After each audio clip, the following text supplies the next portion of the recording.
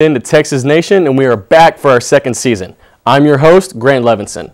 In today's show, we will have specials on the NFL and the Major League Baseball playoff race. But first, let me touch on a few things.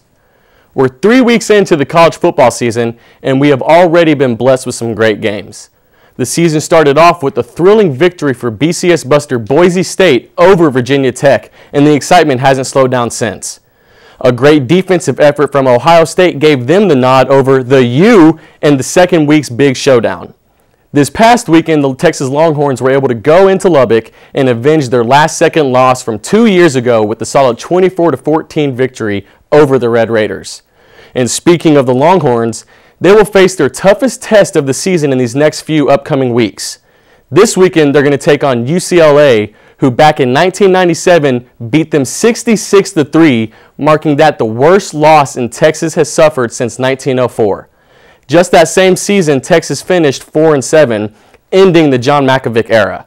Next year, the Horns hired Mack Brown, and since 1998, no college program has won more games than the Longhorns' 131.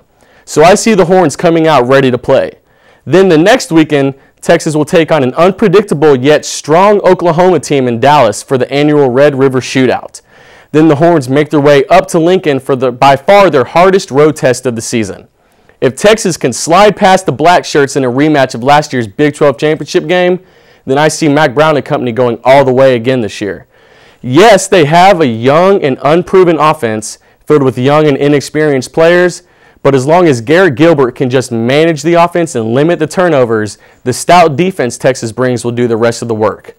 With players like Aaron Williams and Curtis Brown, who are for sure first-rounders next year, the defense is filled with amazing game changers that can really do some damage.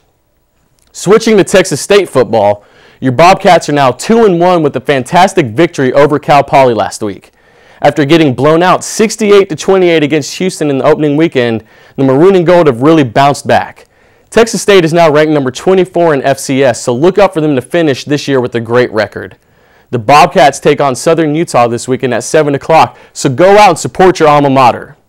But now let's change gears slightly and talk a little professional football. 2 weeks ago, many of us saw the Lions beat the Bears in a thrilling last-second amazing catch by Calvin Johnson. The only issue was the one person whose opinion truly mattered didn't see it that way. Referee Gene Steratore overruled the touchdown catch by saying that Johnson did not complete the catch. Complete the catch? Let's go over this again. The kid goes up, shows off his superior athletic ability by snagging the ball over cornerback Zach Bowman. Then he comes down, both feet hit the ground, then his butt, then his knee, and then his hand. And don't forget, he's palming the ball while all of this is going on. Then, as he tries to get up to celebrate, he pushes off the ground with the hand that's holding the ball, and it happens to spin out. Complete the catch. Now tell me, Gene, what part of the catch did he forget? If a quarterback has to just stick the nose of the ball an inch across the plane of the goal line, then how is it that a receiver who clearly has possession of the ball has to go to the ground and then stand up with it in his hand? If it looks like a catch, smells like a catch, feels like a catch, then it is one. Another rule taken out of context that has scarred the game. And now I want to talk about America's favorite athlete. Well, at least America's favorite athlete to talk about. Tiger Woods. Now, isn't it ironic that I want to relate him to Michael Jordan? These two I find to be very similar. Both were by far the greatest athletes in their respective sports. Both were involved in scandals. Both had to step away from the game they loved. Both had lost their fathers, and both had signature gestures. Tiger with his tongue, or Jordan with his tongue, and Tiger with his fist pump. But right here, right now, is where golf is praying that they will once again be alike. When Jordan came back from his hiatus from basketball, he went on to win 3 more championships. Tiger is now coming off of his first year back in the game since his nightmare became his reality. The PGA and golf itself desperately need Tiger to start winning again before golf becomes the lost sport it once was. You see, golf is a lot like tennis. Not many people watch the sport for the sport, but more for the athletes who play them. I know countless people who wouldn't even think about turning on the Masters if Tiger wasn't playing.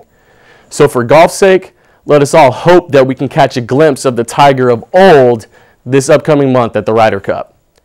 Well, when we come back, we're going to get straight into our NFL Roundtable segment, so don't go anywhere.